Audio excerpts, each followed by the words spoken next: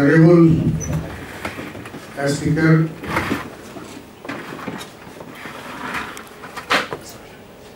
Shri Adesh Narayan Singh Ji, Professor Ishwari Prasad Ji, Justice Rekha Ji, Dr. Berike Salman,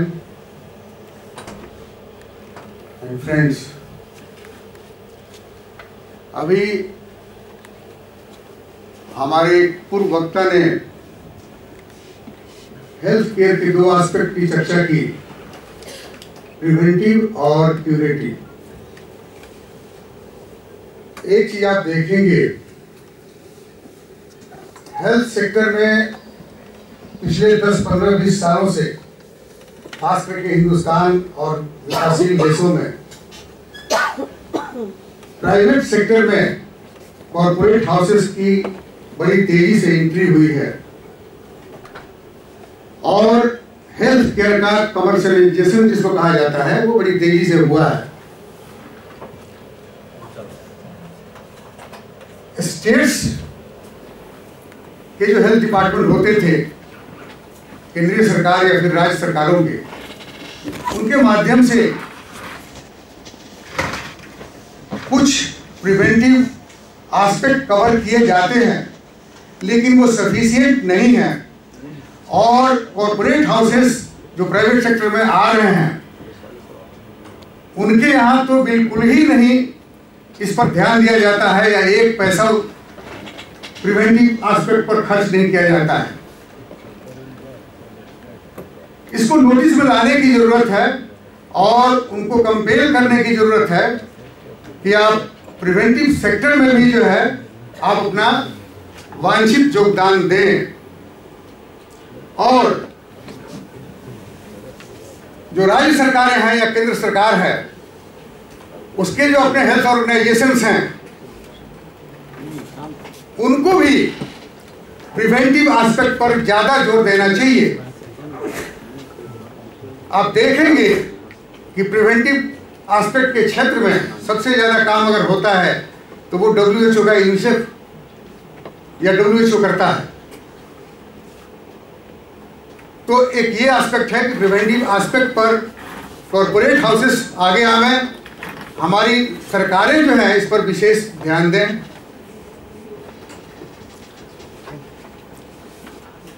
आपने देखा कि भारत सरकार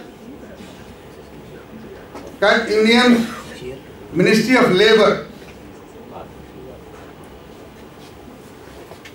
union ministry of chemicals, union ministry of railways and union ministry of environment and forest और supreme court, इनके आपस में supreme court का directive कुछ है, इनके इंडियन गवर्नमेंट के कुछ विभाग जो हैं एग्री करते हैं कि बैन होना चाहिए, लेकिन इंडस्ट्रियलिस्ट के दबाव में या किसी वेस्टेड इंटरेस्ट के चलते संभवतः भारत सरकार इस पर कंप्लीट बैन नहीं लगा रही है और सुप्रीम कोर्ट के डायरेक्टिव को मानना चाहिए, उसको लागू करना चाहिए। जहां तक एस्बेस्टस के हैजार्ड का सवाल है, माइनिंग से लेकर जहां से उत्खनन होता है और एस्बेस्टस के मटेरियल निकाले जाते हैं, वहां से जहां मैन्युफैक्चरिंग होता है और फिर जहां इसका इस्तेमाल होता है, ये तमाम जगह डायरेक्ट और इनडायरेक्ट हैजार्डस खतरे होते हैं। जो इसके इस्तेमाल में लगे हैं उनको भी, और जो इसके इर्द गिर्द आसपास बसते हैं उनके लिए भी ये हैजार्डस है। एस्बेस्टस से जुड़े हुए जो महत्वपूर्ण बीमारियां हैं, एस्बेस्टोसिस, मेसोथेलियोमा, मैलिग्नेंट मेसोथेलियोमा और ट्रैकिया, लैरिंक्स, फेफड़ा और फिर आंत का कैंसर, ये तमाम चीजें जुड़ी हुई हैं। और जहां तक साइंटिफिक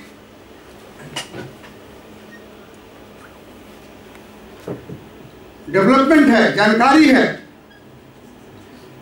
एस्बेस्टस के बारे में एक्सपोजर का कोई थ्रेशोल्ड नहीं है, कोई लेवल नहीं बताया गया है कि इतना लेवल होगा तो नुकसान करेगा और उससे नीचे नुकसान नहीं करेगा। एक इंपॉर्टेंट बात है, इसलिए इसके एक्सपोजर को किसी भी हद तक अलाउ नहीं किया जा सकता। और दूसरी बात, इसके एक्सपोजर के 10 से 20 साल के बाद उसका असर दिखाई देता है और वह मुख्य रूप से एस्बेस्टोसिस के रूप में दिखाई देता है, जिसमें एस्बेस्टस के फाइबर्स वो सांस के माध्यम से फेफड़े में जाते हैं और फेफड़े की इलास्टिसिटी, संकुचन और फैलना उसमें फाइब्रोसिस के चलते धीरे धीरे घटते जाता है, नैरोइंग होते जाता है, उसकी कैपेसिटी कम होती जाती है और यह इरिवर्सिबल होता है। यह फिर जो है नॉर्मलसी की तरफ वापस नहीं जा सकता है और 10 से 20 साल के बाद उसका असर सामने आने लगता है, छाती के दर्द के रूप में, सांस के दिक्कत के रूप में, और धीरे धीरे जो है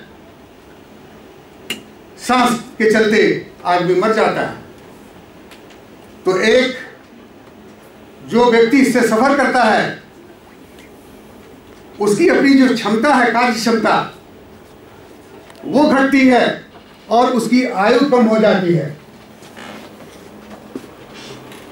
इसके अलावा मैलिग्नेंट मेसोथेलियोमा करीब 10% लोगों में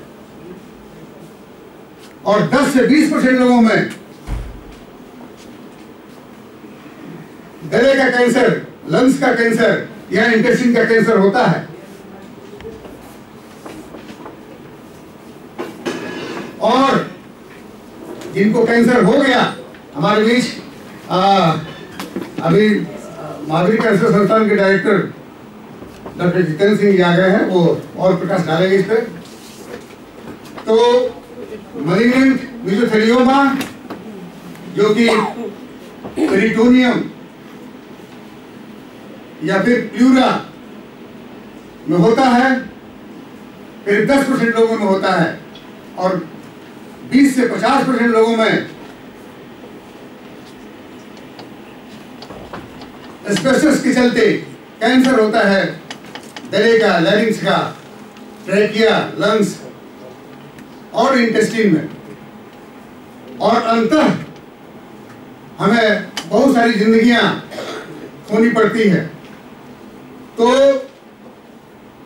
एस्बेस्टस के खिलाफ आज जरूरत है कि केंद्रीय सरकार और राज्य सरकारें इस पर कंप्लीट बैन लगावें और इसके विकल्प के रूप में अल्टरनेटिव उपाय ढूंढें।